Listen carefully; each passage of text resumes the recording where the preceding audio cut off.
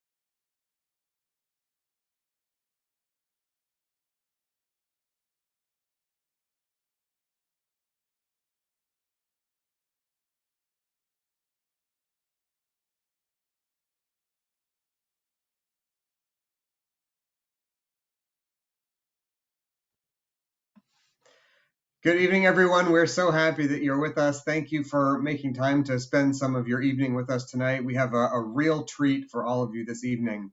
The opportunity to spend some time with the documentary film project, which has documented the history of Congregation Emmanuel, and also the opportunity to spend a little bit of time in conversation with our member, Steven Fenberg, whose skill and expertise is the driving force behind the production of this extraordinary film. Before we get to the screening of the film, I want to take just a couple of moments to talk a little bit about how the film came into being and what was the context in the life of our congregation that gave rise to the documentary film project. So as you all well know by now, a couple of years ago, we celebrated the 75th anniversary of Congregation Emmanuel. It was, like every milestone anniversary, a great opportunity for celebration, for pride, to look back at the history of our organization and the brilliant men and women and enduring values that made it what it is, and also the opportunity to take just a moment to look forward at what the congregation hopes to aspire to become in the years ahead. During the 75th anniversary year, it was very important to me and to the rest of the leadership of our congregation that the way we acknowledge and celebrate this milestone anniversary wasn't just with one big anniversary celebration, but instead really with a year's worth of events and programs to recognize who we are, where we've come from, and where we're going.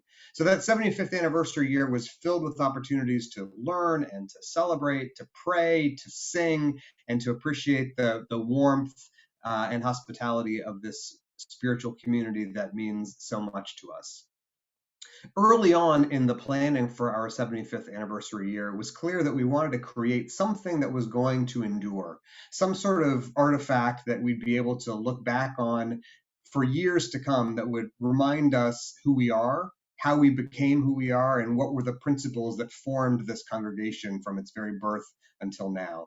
And it didn't take very long before we realized that the best way to accomplish those goals was to create the film that you're about to watch, this documentary film that would trace the history of the congregation and also be a reminder to everyone who watched it what that Congregation Emmanuel stands for.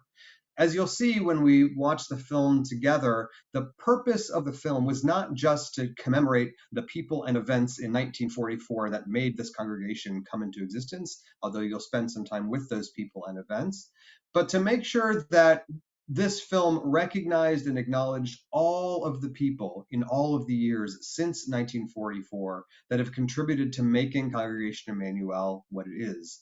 This is a place that has always been beautiful, warm, special, and principled because of the people who make it up. We're very proud of our building. We're very proud of our professional leadership, but it has always been the people that fill Congregation Emmanuel that make it what it is. So we hope that you'll have a chance to spend some time with those people as we watch this film together. Before we begin, I want to share just a couple of notes about the logistics of this evening and about after this evening as well.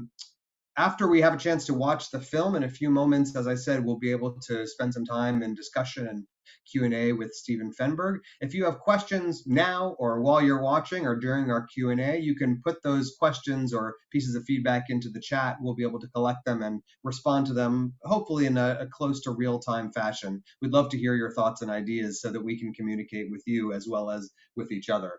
I also want to let you know that a copy of this program and of the documentary film will be available on Emmanuel's YouTube page. So in case someone you love might be, for example, watching a football game tonight, there'll still be a chance for them to get back and watch this remarkable film and spend time listening to Steven also by watching the film once it's posted up on our YouTube channel.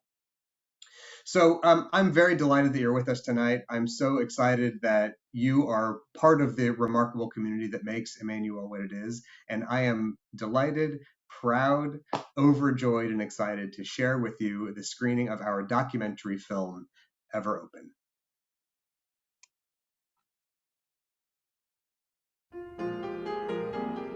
I can honestly say when I walked into this temple, I felt at home. For every important milestone of our relationship and our lives thus far, Emmanuel has been a part of it. The membership of Emmanuel is my family. It's my extended family. The word spirit is very important when I tell you about Emmanuel. The history of Emmanuel has had these prominent figures spiritually leading the synagogue from its inception. Emmanuel has been very important for our family because it's given us a sense of community.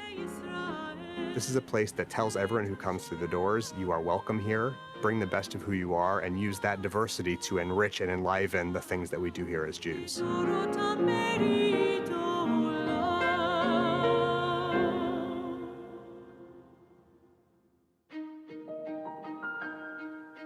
One of the impressive things about the founding of the congregation is because it was founded by lay people, and the man they wanted to be their rabbi, Rabbi Kahn, was in the South Pacific as a chaplain. So all the documents creating the foundation of the congregation were written by those lay people. There are two things that seem to be driving them if you read the founding documents. One is freedom of the pulpit, but the other is freedom of the pew.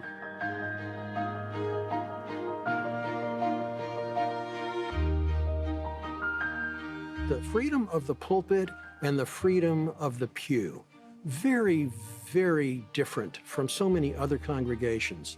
And that set the tone for what's been a very lively congregation. Everybody has something to say, and everybody feels free to say it. Dad really felt that it was the ability to communicate, to be able to communicate values, possibilities, to inspire, that was the most important job of a rabbi. And so he developed his speaking skills. He developed eloquence to be able to preach and to be able to communicate in a way that provided that leadership and that kind of inspiration to members of the congregation and to members of the community. I'm always marveling at the fact that a group of Jews in Houston who founded a synagogue in the middle of the 1940s and built a building to house it in the late 1940s made the brave and visionary decisions to make it look this way, to make it look innovative and modern and forward-thinking, very different than the way many, many other mid-century synagogues looked at the time. This is a place that honors and elevates the past, but does not fetishize it. This is a place that I think reflects what they understood America to be, standing for values that were timeless, standing for a certain vision of what the world could look like in a bright future. This is a place that believes that America's best days and Judaism's best days are ahead of it instead of behind it.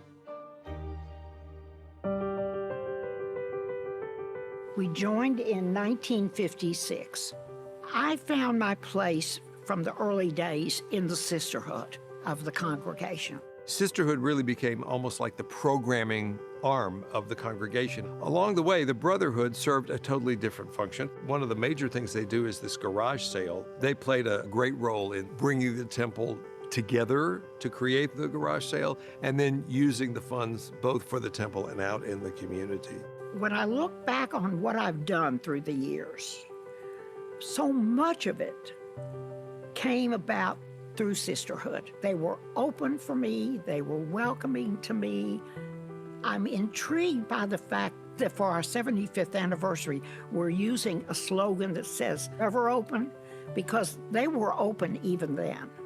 I ended up choosing Emmanuel because when I was here, I felt the most at home.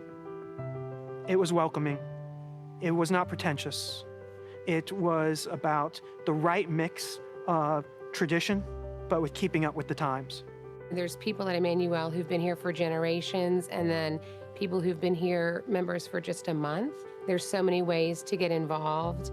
No matter what your interests are, there's a volunteer opportunity, and I think that makes Emmanuel a very warm and welcoming place. Depending on your background, you may have come from a really rich religious education, or maybe you're new to the faith, or you are Jewish, but you don't know as much as you want to. And I think, there's no stigma attached to that. The clergy is very willing to answer questions. They encourage questions, which I think is really special.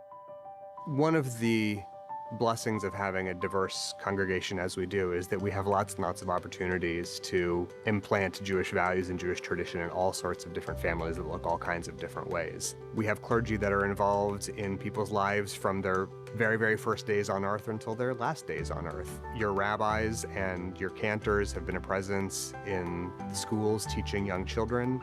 We spend a lot of time in hospital rooms and in intimate conversations with people that are struggling through the most difficult days of their lives. And we are blessed to be able to celebrate with folks at the happiest days of their lives as well. This is one of the great blessings of being a member of the clergy that serves this great congregation.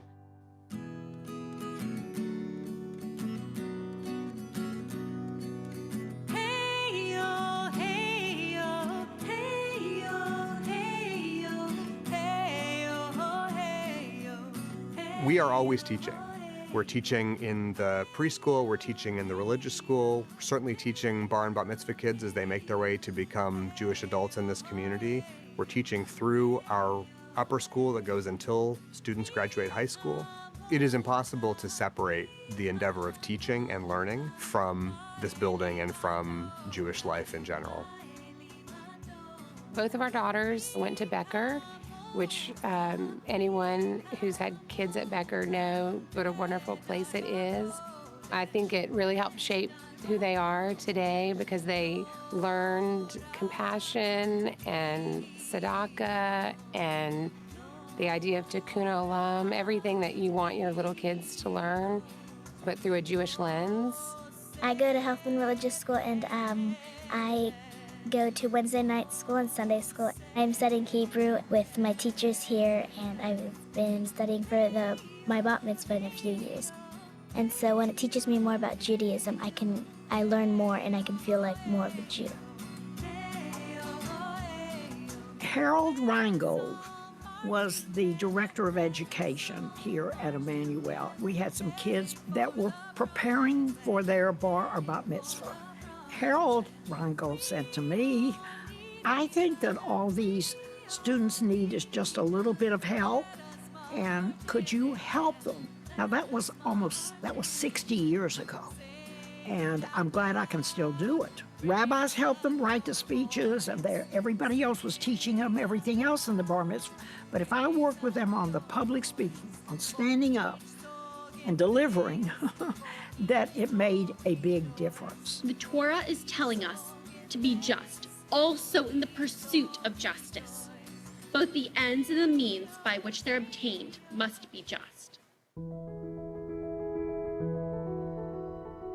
We're blessed with leaders that have great vision and who are dedicated to this place. For as long as this place has been around, there have been people who've stepped forward to lead it with their time, with their love and their energy, with their resources, to make sure that this place will be around for generations and generations to come. So when I went on the Shirley Barish Memorial Israel experience, I took away a renewed connection to the land of Israel and the state of Israel, while having the ability to see it through a critical and unique lens. We started out by going to Poland. We went to Auschwitz. A couple days later, we went to Majdanek. So we saw 2 concentration camps. I'm a descendant of a Holocaust survivor, and many of us on the trip were, and it prepared us to go and see then Israel after a week. And I really like how Emmanuel did that trip. You do the concentration camps immediately and then wrap up in this empowering way. Really, I learned the idea of action here. It's empowering to know that as Jews, we value getting involved, and as Rabbi Abraham Joshua Heschel said, praying with our feet. I think Emmanuel fosters that mindset.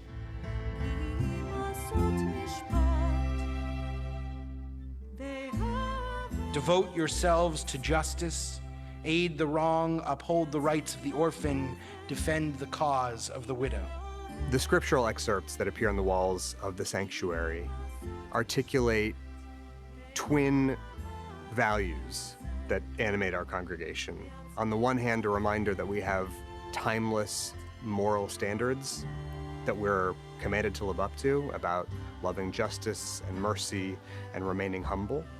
And also remembering that our charter, our commandment, our obligation to be a holy people and a light unto the nation reminds us that we're not allowed to stay closed up behind the doors of our synagogue. Our job is to go out into the community, to engage with the city where we live, to engage with people that aren't part of this community, to show the world what ethical, conscientious, spiritual living looks like.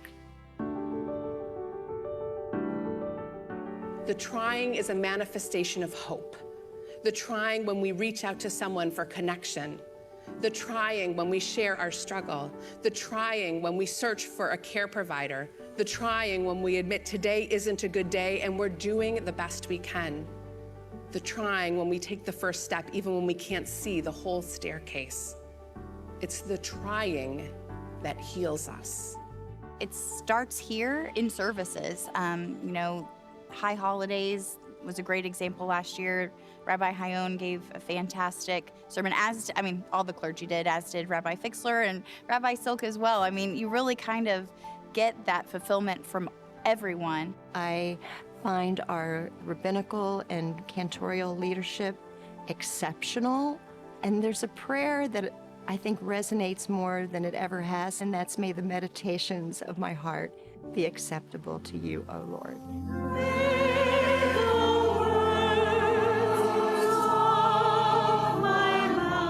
A service is more than just spoken word, but the service is about the word being sung, and it's more than just even words. It's the music.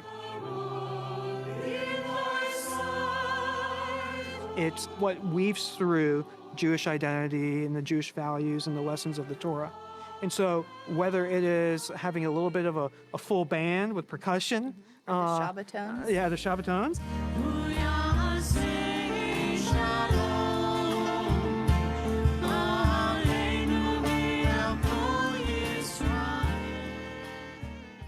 Or to the High Holidays, hearing the Kol Nidre and the choir behind it.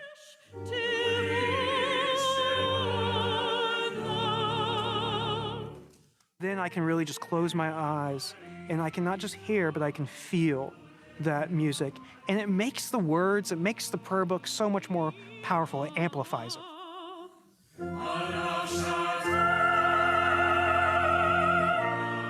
I love the organ, and I feel that it really kind of adds that extra reverence to the High Holy Day services. This place has been blessed by cantors that lift up people's hearts with song and prayer, by extraordinary rabbis from the time of its founding until now. And to be in that company is humbling, inspiring, and deeply joyful.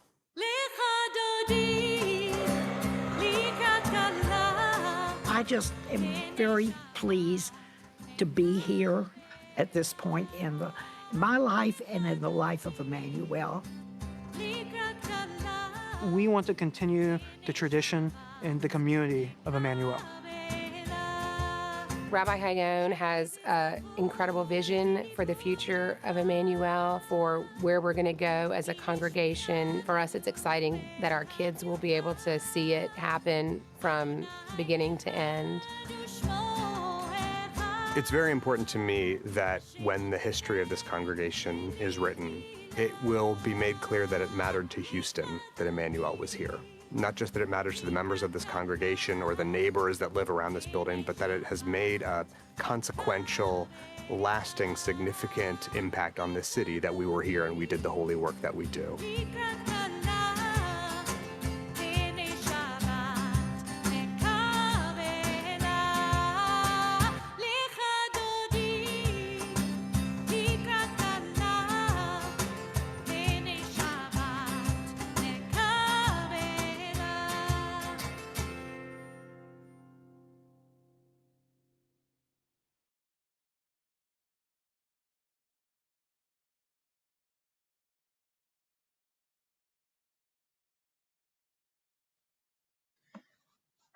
Well, Evyn, I hope you enjoyed that. We're so glad that we had a chance to share it with you.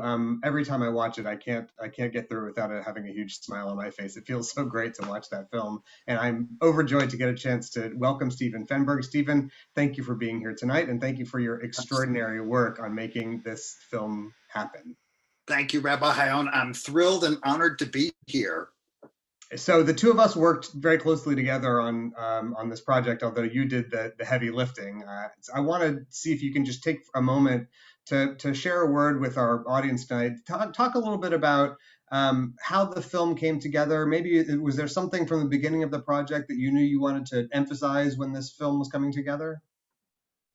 I think more than anything, I wanted to tell how Emmanuel reaches out into the community and touches lives everywhere, and how it touches the lives of its congregants. But the story is enormous. And my biggest challenge was to figure out how to tell that story in 15 minutes. So certainly there were things I could not include. So I put in as much as I could to tell the story, to give the essence of what is Emmanuel. What was it? How did it become what it is today? And what does it provide to our congregants and to the community? Right. You had a lot of material to work from. I mean, just from watching the finished product, there's archival materials, there's recordings, photographs, just extraordinary things that are collected in there. It must have been a terrible time having to decide what to leave out. That was my biggest challenge. And being a lifelong member, I've seen the evolution of Emmanuel from the time when nobody wore a yarmulke in service. And if they did, people kind of whispered about it. Such and such wearing a yarmulke. You know, it wasn't just not done. When I was a kid growing up, we had no cantor. So I've seen our congregation evolve and grow and change, which is part of being Jewish. Yeah, you know, let's talk about that for a second, Steven, because you're right. The fact that you served as the writer and director of the project meant that the finished film, I think, looked differently than it would have if we just, you know, hired an outside director to oversee the project. Certainly, we should give a nod to the extraordinary folks at Carrithers Studios, whose excellent technical work made the finished thing come together. But as a lifelong member of the temple, Steven, you must have come to the table with a certain set of, I don't know, ideas or privileged perspectives that gave this project life. I think so. Every element in this film, almost everything the people said resonates with me. Like when Madeline Canfield says that, you know, her sense of social action came from Emmanuel, that, you know, we pray with our feet. Well, that's exactly what happened to me growing up at Emmanuel. I learned the value and the importance of social justice, of giving back, of living beyond just myself. So I think that was one of the moments in the film that when she said that, I was kind of, you know, that's, yeah, I understand. I get that. So just from my own experience and how my life at Emmanuel has influenced me, I say some of the best parts of who I am, I got from Emmanuel, from growing up there and being exposed to services, to the schools, to the people. It's a community. Whenever I walk into the doors of Emmanuel or through the doors of Emmanuel, I feel like I've come home. And I always have to give myself extra time to walk up and down the hall pre-COVID, because I know I'm going to see people I want to hug and kiss and talk to. It's really a warm and welcoming place. And the title, Ever Open, of the 75th anniversary of the film, it perfectly conveys what Emmanuel is. It is open to everybody. And it's really, it's made a huge difference in my life, and I think in the life of its congregants in our city. I want to commend you, something that you mentioned in passing, but I think bears some emphasizing. I think you did a masterful job of highlighting voices from different segments of the congregation, people at different ages and stages, people whose relationship with the congregation comes through music or through education or through early childhood. I think that was beautiful. And I think that is critical to help really capture, as you said, in 15 minutes, what this place means to the many people that call it home. Yes, and I was particularly happy to have Dolores Wilkenfeld in the film, because she talks about how she trains bar and bat mitzvah candidates to speak. She trained me. And I'm giving my age away, but I was bar mitzvahed in 1965. She taught me how to speak in public. And I have great affection and fondness for Dolores. And I couldn't tell the whole story. I wished I could have also included what she had to say about her work for Soviet Jewry and how important that was, and what a big effort that was on Emmanuel's part. But like I said, there was so much I couldn't say. I wasn't able to talk about the cemetery. I was so impressed as I was researching to find out that one of the first things Emmanuel did, even before it built a building, it bought land for a cemetery. And I'm sorry that I couldn't feature the Kahn Rudin Chapel in it, because it's such a beautiful place for us to worship and to say goodbye to the departed. And so, like, you know, there's a lot I could have put in there, but just didn't have time to do it. Right. Let's, as a reminder to folks that are with us this evening, if you have a question or a piece of feedback that you'd like Steven to address, you can go ahead and pop it in the chat. We'll be able to see it and respond to it. Steven, for the non-filmmakers in the audience tonight, can you just talk a little bit about how does a project like this come together? Do you start with a script? Do you start with the raw materials that you want to use and pick and choose? Just walk us through your process. Basically what I did, I made a long list of all the different features of Emmanuel, whether it was the school, the sisterhood, the building, worship services, the music, and just kind of honed in on each of those topics to see what could I feature to tell that aspect of the story.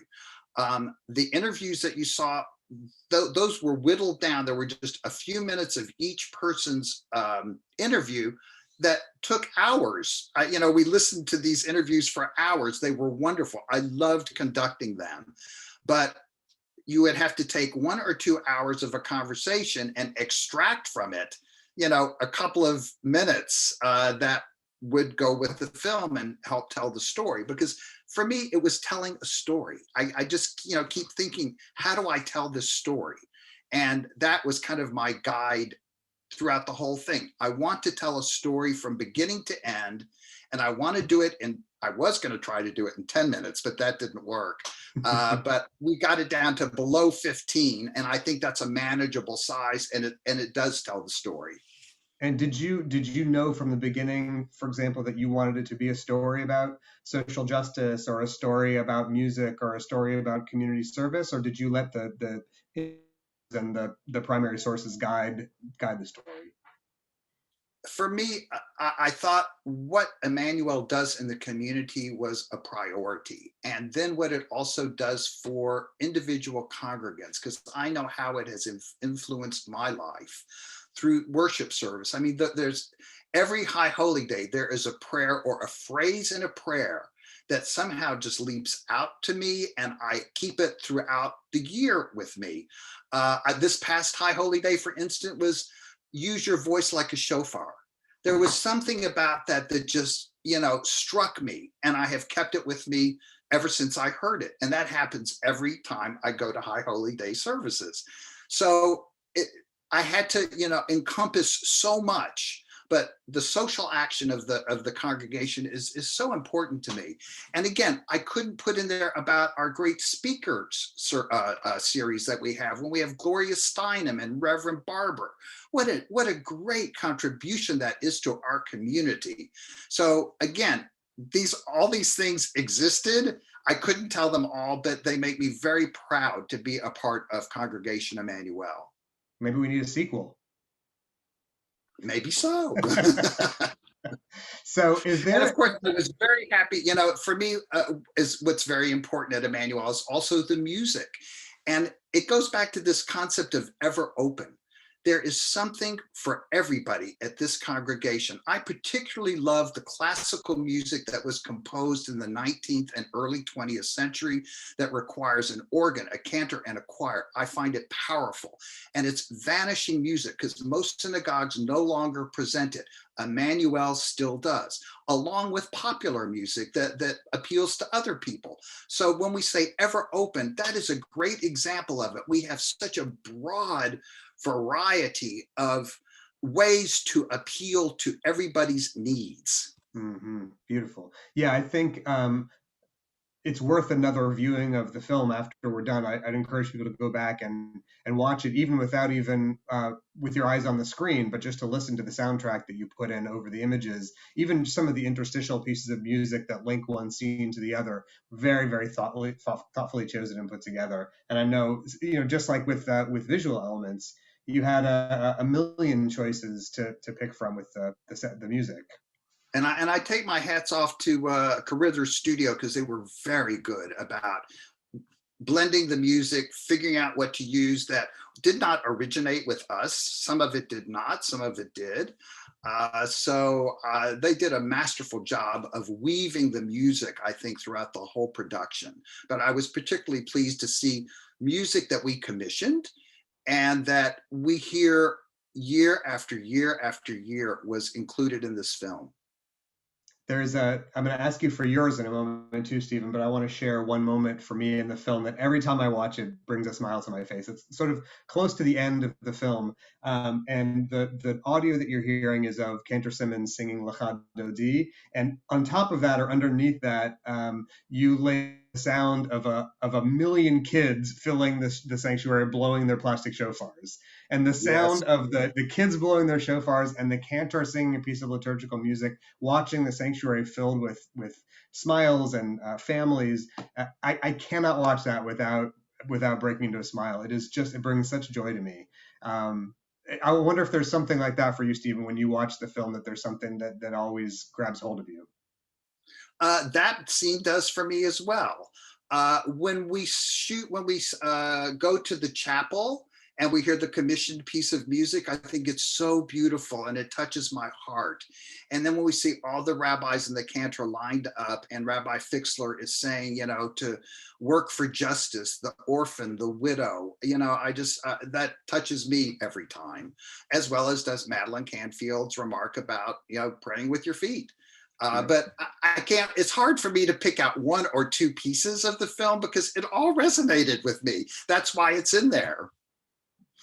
I want to go to the Q&A now and thank those of you that have taken a second to type in some questions.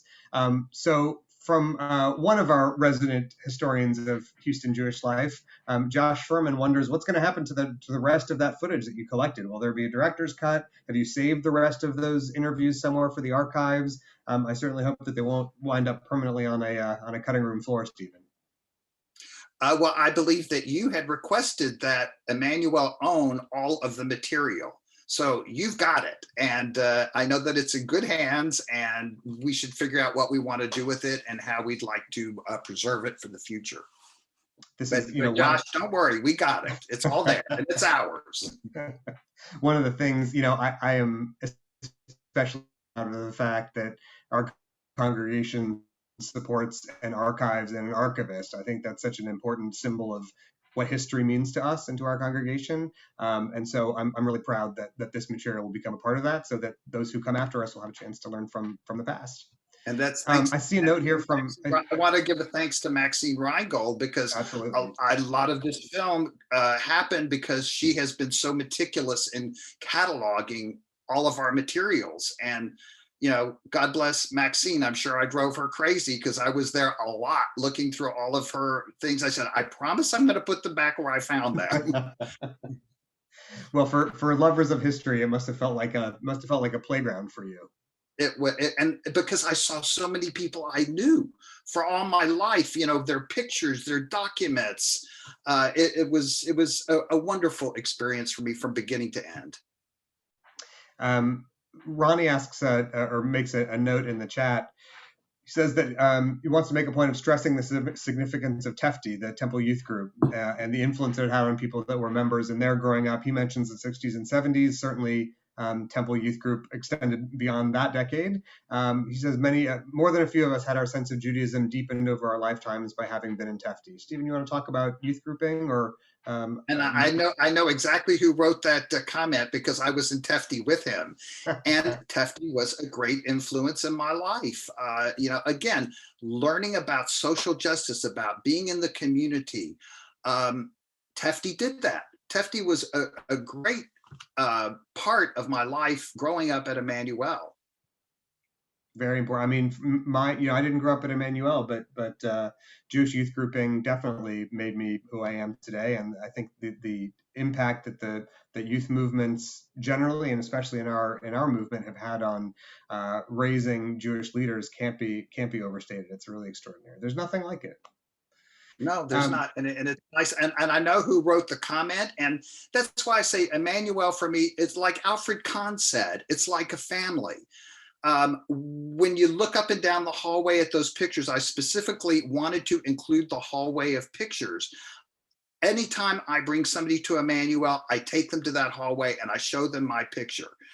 And that's why you see a picture of somebody doing that, because I think that's a tradition for most people. If they bring somebody to Emmanuel who has not been there before, they take them down that hallway, because that is our history.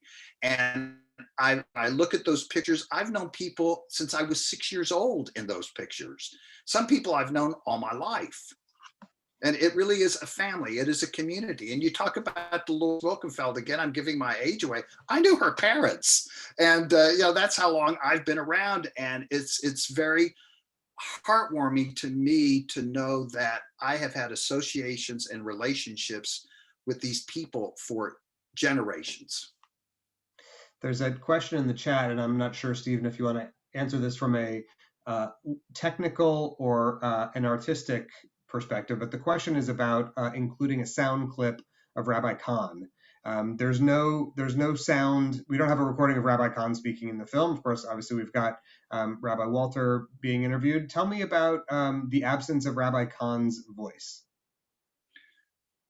I guess that's an oversight because I did not hear any recordings. I was not aware of any recordings. They may exist. I had heard mention of them, that there's some buried in the ground floor of the choir loft room. I never was able to uncover them. So I'm sure there are recordings of his voice, and I'm sorry that we did not put it in. But I do want to say what means something to me about Rabbi Kahn, the picture that I put in there with his arms spread out as he's doing the blessing. I remember as a little boy, we were supposed to look down and be prayerful, but I had to look up every once in a while, and I would just go, oh, it was like seeing God. And I know he had that impact on so many people. So when I saw that picture, it evoked the past for me and how it made me feel when I was at services as a child, when Rabbi Kahn was my rabbi. So at least I have that picture in there. I don't have his voice, but I've got that picture that really is very significant to me. I'll say also from the clergy perspective, something else that's powerful for me is the shots of the bema of leadership happening on the bema of the sanctuary. Some of them in black and white from the 1950s, and then we move into the 60s and 70s and 80s, and seeing that bema that's so familiar to all of us, looking virtually the same as it does today, and knowing that the things that happened on that bema meant to our predecessors the same thing that they mean to us, moments of sanctity and transition and connectedness. It's really, it's quite humbling and inspiring to be in a position of leadership and be able to see those who came before. And the words that are on the walls. And I'm so glad that we highlighted the words on the walls. And you speak so eloquently about them. Thank you. A reminder from Jason that if you have more questions, you can pop them in the Q&A tab. We've got a few minutes left before we conclude, and I want to give everyone a chance to ask any questions that they might have.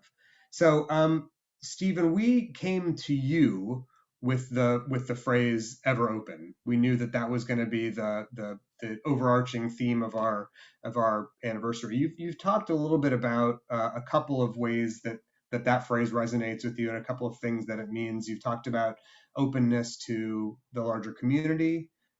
You've talked about openness sort of hospitality and welcome. I think you did a really beautiful but very subtle job. So I want to call this out particularly to talk about the different ways that openness manifests itself in the life of the congregation. One of the things that's especially meaningful to me about this place is that it's not a sort of sheltered or parochial place. It's a place that's open to ideas. It's a place that's open to new membership. It's open to new faces, open to new ways of doing business. Certainly open to the larger community around us. And one of the things that I was worried was going to be a challenge, but I think that you achieved masterfully, was to create a film project like this that would communicate our congregation's openness to the world while still demonstrating our fidelity and appreciation to the past. So I wanted to just not go without mentioning that I noticed that you did that successfully, and I really appreciated it. And to give you a Good. I'm chance, if you glad. want Thank you. yeah, so I don't know if you wanted to talk any more about openness, ever open. Did you feel like we'd saddled you with a title or a phrase that you would have No. rather done I with mean, that? I decided I wanted to use that as the title for the film because I loved it and I couldn't think of a better title for this film to tell our story. And, on a personal note, if I could say, talk about ever open, I'm a gay man and Congregation Emmanuel has recently had 2 gay presidents. So for me, that's a very personal thing, but it is another indication of how open Emmanuel is to this world that we live in today. And that means a lot to me. But there are many other reasons why Emmanuel is considered to be open. It is warm and welcoming, just like Marc Eichenbaum said, they chose Emmanuel because they felt like it was home. And I feel that way too. Every time I walk in the doors or through the doors, that's how I feel too. It's open, it's welcoming. Dolores Wilkenfeld said it when she came here in the 1950s. She was embraced, she was welcomed. And it's just a warm, welcoming, wonderful place that teaches us important values and how to live in this world in a peaceful, thoughtful, productive way. Let me go to the chat, to the Q&A now. Let's see. Michelle has a comment to share, which is quite beautiful. One of the great themes of the documentary is the welcoming nature of Temple Emmanuel, that it feels like home. As someone who's not a Jew, I felt at home from my very first visit. Whether it was for a service or a special event, I felt that I belonged. What has struck me over the years is the extraordinary commitment to outreach and inclusion through community engagement. Thank you for being an ongoing source of inspiration. Congratulations, Steven, another success. Oh, that's very nice. It's beautiful, and I think she reflects accurately on something that's really important to both you and to me, which is that again, that resistance to parochialism and sort of very narrow set of interests focused only on ourselves and our own needs, but to realize that our greatness as a community and as a people comes from our openness to the world around us. And I think that is a continuation of the culture that was started by the founders in 1944. This is not something new that we've just discovered. This is the basis for Congregation Emmanuel since its inception. And it's even, Nathan Klein, that's why I included that quote from Nathan Klein at the very end of the film. And I remember speaking with John Carrithers, I said, you better keep it up there long enough so old people like me can have time to read it. Because it's an important statement. And it reflects exactly what we're talking about being open, about being responsive to the needs of the community. That's what the founding members wanted from us. And we are doing it. Steven, you've heard me beat this drum a million times, but I always go back to how remarkable it was that the people who founded this temple in 1944, when the country was at war and the rabbi they had selected to lead them was serving overseas, to choose at that particular time in American history and in world history to build a congregation of worship that's constructed on a scaffolding of openness and hope and optimism, rather than sort of huddling up and sheltering ourselves against the outside world, is just remarkable and striking. And I think we can't let it go without remarking on the fact that is a deliberate choice, culturally and institutionally, to form a synagogue in the mid-40s and build a building in 1949 that expresses hope and optimism about the future, and not sort of grim disappointment about suffering in the world. I just find it so stirring. Yes, I agree. Really. It's part of who we are, and that culture, those values, those ideals have been transmitted to us through the decades, and here we are doing exactly what they had hoped we would do. And I just can't help but think that if they could see us now, how proud and happy they would be with what Emmanuel has become. Well said. Well said. Sydney asks a little bit if you want to. Sydney asks if you want to reflect a bit on social justice initiatives. Obviously, again, we were limited by the constraints of time. We couldn't have an hour-long film project. Maybe you can reflect a little bit from your own life as a congregant and a member of the community. Are there initiatives for community service, social justice, tzedakah, volunteerism that you remember that make you proud about this place? Gosh, there are so many of them, and I would almost rather hear you talk about it because you're the one who is making all of this happen. For me, I learned that I needed to do more than just have fun in life, although that's important to do too. But as a teenager, I was a volunteer teacher in the school for kids with special needs. You know, Emmanuel has been the Soviet Jewry. I think that is so important, what it did in the 1970s. The huge exhibitions that were mounted at Emmanuel, Israel Expo, the Bible in the arts, things like that were, you know, which I could not put in there. They were so significant when they were mounted because they were opening up to the community. They were saying, here we are, here are some things you don't know about. We would like to provide this information to you. And we did it in a beautiful way. They were enormously successful programs and efforts.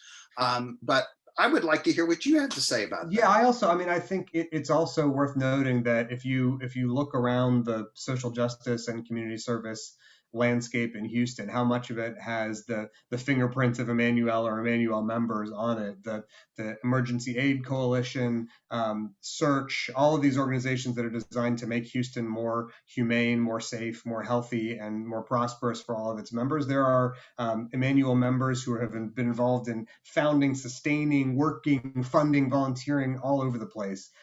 That's just in Houston, to say nothing of national leadership that our members have been involved in, international work for as you said, Soviet Jewry, for the World Union for Progressive Judaism. We have a long and enduring commitment to supporting to progressive Judaism in Israel. I think that connection with Israel has always been connected with justice and community service, a sense of connectedness to something larger than ourselves.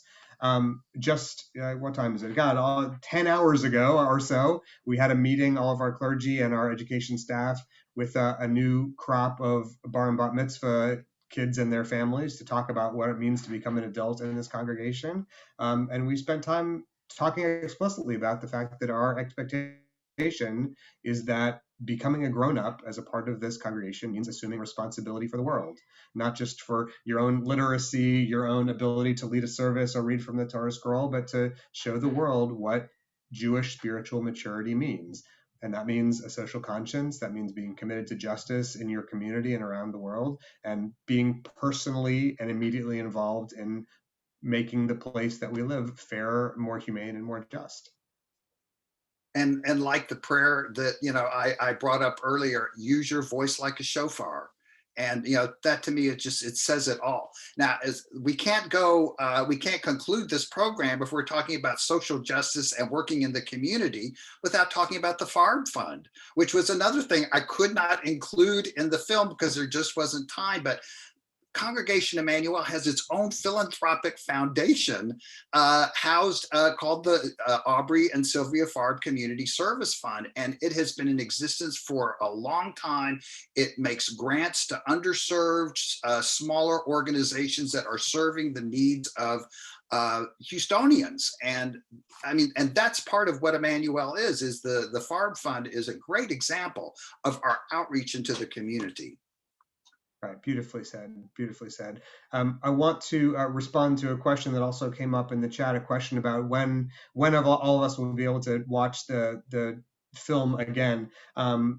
After we conclude this evening, we'll be doing a little bit of trimming and editing to get this program posted up on YouTube. Certainly by this time tomorrow, you'll have a chance to watch the Ever Open documentary film on YouTube. So again, you'll go to the Emmanuel Houston channel on YouTube, and you'll be able to watch this program and the documentary film itself there. So Steven, moving now towards conclusion, I think, and drawing ourselves to last couple of comments. You've been responsible for a number of projects. Certainly, some of us have seen the work you've done on Jones Hall. Some of us have read the work that you've produced. Those of us that are among the members of your fan club, Steven, know that your work and your commitment to this community are inspiring and enduring. Tell me what it is about the temple that you hope, or specifically about this program. What is it that you're hoping people will remember about Congregation Emanu through this film? That's a good question. I think I would like people to know what Congregation Emanu provides to our community and to its congregants. And I hope that every aspect of the film somehow conveys that we are active participants in the life of our community, in improving it, and in the lives of the congregants who are able to grow and change and maybe become better human beings, happier human beings, because of what they are exposed to at Congregation Emanu. I know that's what has happened to me. Beautiful. In fact, I am a writer today because of Congregation Emanu. I went to Rabbi Walter in the 1980s, and I was very concerned about a nuclear power plant that was being built about 90 miles from my home. And I was concerned about the environmental and economic consequences of it. And I said, Rabbi, what do I do? And I said, I was taught as a Jew, if I feel threatened, I should stand up and speak out.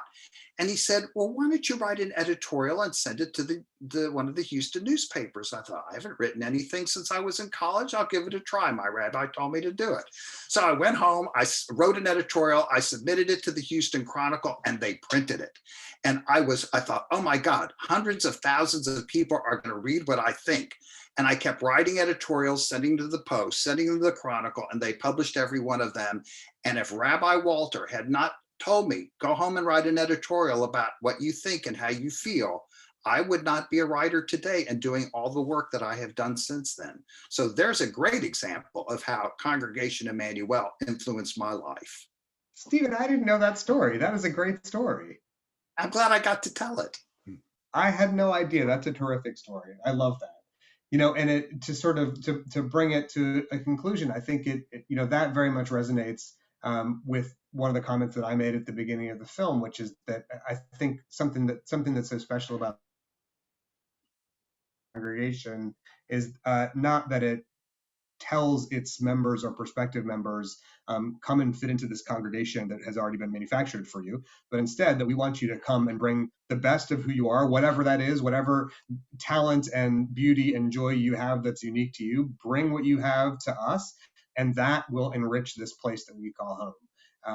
That to me, I think, is the essence of the openness and the treasure of this congregation, is that it really does invite and solicit and value the treasures that all of the people who make it their spiritual home bring to it. So I'm so grateful. And a way we can interpret that is that what happens at Emanu encourages the congregants to open their hearts and their minds. And it's not that Emanu is open, which it is, but you help us to become more open. And that's another way we can interpret this title, Ever Open. Beautiful. Well, listen, to share some thank yous before we conclude, I want to say thank you to David Tanner, who's helped with our technical assistance and audio video tonight. I want to thank the tireless Jason Plotkin, whose hard work made this program come to life, who's responsible for all the extraordinary programming that Congregation Emanu brings to our members and to the community. Thank you, Jason. And last and most especially, Steven, I want to thank you. Your extraordinary work and skill and professionalism and passion and love for this place shines through every frame of this film. It was a lot of work to produce this film project, and I know how extraordinarily hard you worked on it. I'm so proud that this is your home. I'm so proud that you did what you did to bring this film into existence. All of us are the beneficiaries of your skill and your love and your devotion. So thank you for what you did to make this film happen, and thank you for giving us the gift of your time this evening. Well, thank you for giving me the opportunity to tell this wonderful story. Friends, we're really grateful that you've been with us tonight. Thanks for giving us your time as well this evening. Again, I want to remind you to hop over to the Emmanuel Houston channel on YouTube tomorrow if you'd like to watch this program again or watch the film itself. It's been great to have you with us tonight. Thank you for your time. I want to wish you a wonderful evening. We look forward to many, many more days sharing them with you ever open. Good evening.